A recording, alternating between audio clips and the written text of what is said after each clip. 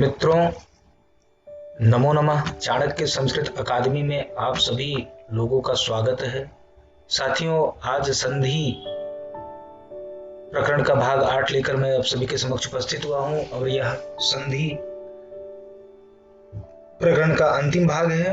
आज के बाद स्वर संधि समाप्त हो जाएगी। आगे हम लोग फिर व्यंजन संधि देखेंगे, हल संधि देखेंगे, फिर व्यंजन संधि देखेंगे। और इन सभी विषयों को आप अच्छी तरह से तैयार करिए। ये चाहे यूपीएससी हो, चाहे पीसीएस हो या अन्य प्रतियोगी परीक्षाएं हों, उन सभी में समान रूप से उपयोगी हैं। और आप इन सभी विषयों को खूब तैयार करिए, क्योंकि व्याकरण में एक भी नंबर कटता नहीं है। और बहुत सारे साथियों को इन विषयों को लेकर बड़ी समस्याएं प्रारंभ में समझ में आती हैं, लगती हैं। और उम्मीद है कि इसके बाद आपको संधि या जो भी हम लोग आगे टॉपिक लेकर आने वाले हैं उससे संबद्ध कोई भी समस्या नहीं रह पाएगी। आइए हम लोग आगे देखते हैं। अगले इस भाग के सूत्र को देखते हैं, अगली संधि को। अगली संधि है प्रकृत भाव संधि। जो जैसी है वैसी रहती है, उसमें कोई परिवर्तन नहीं होता, उसको प्रकृत भाव संधि कहा जाता है। सूत्र है प्लुत प्रगृह्य अच नित्यम। प्लुत प्रगृह्य अच नित्यम। अर्थ है प्लुत और प्रगृह्य संज्ञक अच परे होने पर। प्लुत संज्ञक और प्रगृह्य संज्ञक अच परे होने पर नित्य प्रकृति से वैसे के वैसे अर्थात संधि कार्य से रहित रहते हैं। कहने का तात्पर्य है प्लुत और प्रगृह्य संज्ञक अच परे होने पर प्रकृति से रहते हैं। प्रकृति से रहते हैं क्या मतलब है कि अच के परे होने पर, ठीक है, या प्लुत और प्रगृह्य संज्ञक अच परे होने पर प्रकृति भाव होता है, अर्थात उस संधि में कोई परिवर्तन नहीं होता।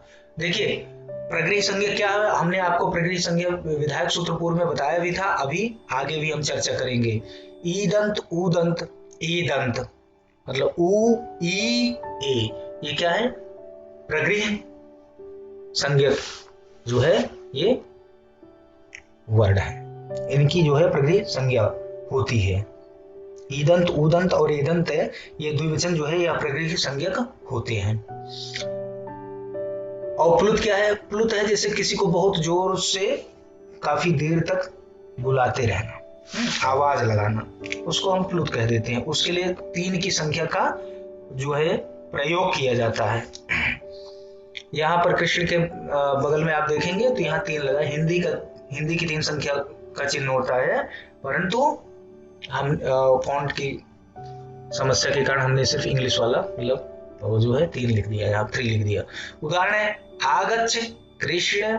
अब देखिए कृष्ण कहते हैं राम है, इस तरीके से बुलाते हैं, नहीं राम है हो, या रमुआ बहुत देर तक बुलाते हैं ना, इसलिए जो है आगच्छ कृष्ण अत्र घोष चरति। ठीक है, यहां आगच्छ कृष्ण यह एक वाक्य है, यह एक वाक्य है, ठीक है ना। अब इसमें पक्ष में जो है ये प्रकृत भाव हुआ, प्रकृत भाव अर्थात कोई परिवर्तन नहीं हुआ। देखिए आगच्छ कृष्ण अत्र घोष चरति, इसमें देखिए कोई परिवर्तन हुआ, कोई संधि हुई नहीं, जैसे का जैसा है वैसे का वैसा यहाँ हो गया। ये रही आपकी प्रकृत भाव संधि। ठीक है, इस प्रकार से आप ये प्रकृत भाव संधि आपकी हो गई। और इसको सरलतम तरीके से देखना हो तो यदि प्लुत स्वर के बाद अथवा प्रगृह्य संज्ञक वर्णों के बाद कोई स्वर आए, अच अच कहने का मतलब है संपूर्ण 9 स्वर जो है वो सारे आए तो संधि नहीं होती है। और इसी प्रकार प्रगृह्य संज्ञा वाले वर्ण भी इसी प्रकार होते हैं, जो होते हैं वो उनमें भी न प्लुत वाले वर्ण में न प्रगृह्य संज्ञक अच वर्ण में पर अगर परे हो तो उसमें भी संधि नहीं होती है। उम्मीद है कि आपको चीजें समझ में आ रही होंगी। आगे देखते हैं, एक सूत्र है, एक हमारा सूत्र है दूरात धूते चा। ठीक है, यह भी दूर से बुलाने में प्रयुक्त प्रयुक्त वाक्य की टी को विकल्प से प्लुत व उदात्त होता है। ठीक है, करें दूर से संबोधन करने में या बुलाने में प्रयुक्त जो वाक्य है उसके टी को विकल्प से प्लुत होता है, प्लुत या उदात्त होता है। ठीक है ना, प्लुत या उदात्त होता है, दोनों में कोई भी हो सकता है। उदाहरण देखिए, हे राम अत्र गौश्यरति। ठीक है, ये आपका प्लुत हुआ, और प्लुत के अभाव में क्या हुआ, हे राम अत्र गौश्यरति। ठीक है ना, ये हुआ। तो सिंपल आप समझिए, दूरात् धूते च इसका सूत्र है, ये इसी संबंधित है, प्रतिभाव सूत्र संधि से संबंधित है। जैसे दूर से बुलाने में, दूर से आप किसी को बुला रहे हैं, उसमें क्या हो रहा है, उसमें जो प्रयुक्त वाक्य है टी, जैसे कृष्ण, कृष्ण में ड़ा जो है उसका टी संज्ञा हो रही है। टी संज्ञा क्या है, मैंने पूर्व में आपको पढ़ा दिया है, तो वो वहां पर आप लोग देख लीजिएगा, यहाँ पर विस्तार से चर्चा नहीं की जाएगी। करें दूर से सम्यक बोध या संबोधन कराने में प्रयुक्त जो वाक्य है उसके टी के स्थान पर विकल्प करके प्लुत हो जाता है। जैसे जिस देश में ठहरे हुए का वाक्य संबोध्यमान अर्थात सम्यक बनाया जाता हुआ साधारण प्रयत्न से ना सुन सके किंतु विशेष प्रयत्न से सुन सकता हो, उस देश को दूर कहते हैं। उस दूर देश से किसी को कुछ जानने या बुलाने के लिए जो वाक्य प्रयुक्त किया जाता है उसकी टी को विकल्प करके प्लुत होता। उदाहरण, हमसे देवदत्त ऐसे स्थान पर ठहरा हुआ है जहां हम उसे साधारण प्रयत्न से बोलकर कुछ बोध नहीं करा सकते। अर्थात मतलब हम सामान्य रूप से बोल रहे हैं, जैसे राम है, राम कहीं ऐसी जगह ठहरे हैं जहां हम सामान्य आवाज देकर उनको नहीं बुला सकते हैं, मतलब साधारण प्रयत्न से उनको नहीं बुला सकते, उनको हमारी बोलकर कुछ भी उनको ज्ञान नहीं हो पाता, वो सुन नहीं पाते, तो अब हमारा स्थान दूर हुआ, मतलब वो इसका मतलब है कि वह स्थान दूर है, इसलिए हमारी बात वो नहीं सुन पा रहे हैं। इस दूर स्थान से हमने जो हे राम अत्र गौश्यरति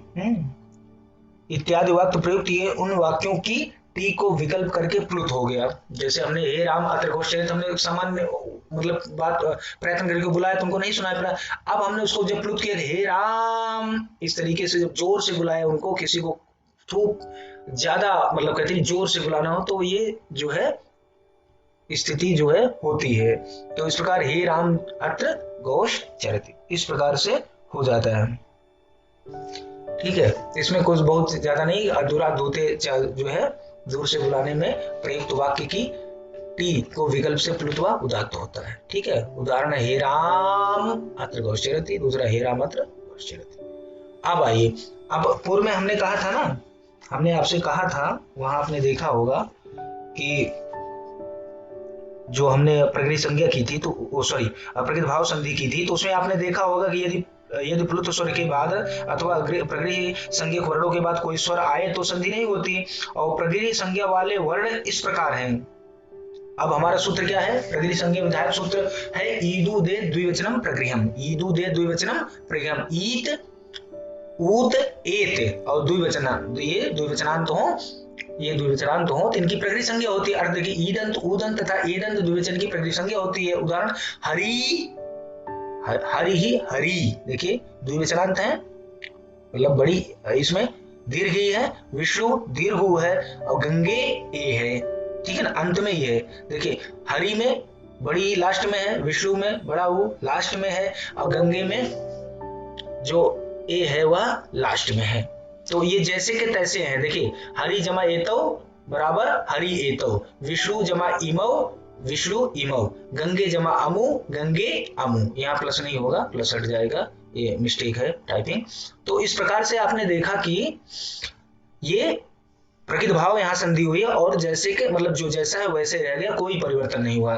तो साथियों, इस प्रकार से इन संधियों को आप अच्छे से तैयार करिए, आगे हम अन्य संधियों को लेकर प्रस्तुत होते रहेंगे, समय समय आप सभी के समक्ष उपस्थित होते रहेंगे, प्रस्तुत होते रहेंगे, और जो भी समस्या हो कमेंट बॉक्स में आप लिखकर भेजिए, और जिससे हम उनका समाधान शीघ्र ही कर सकें। और जो भी साथी नोट्स नहीं ले सके वो नोट्स ले और अपनी तैयारी को संपूर्ण बनाए। जय तो संस्कृत जय भारतम।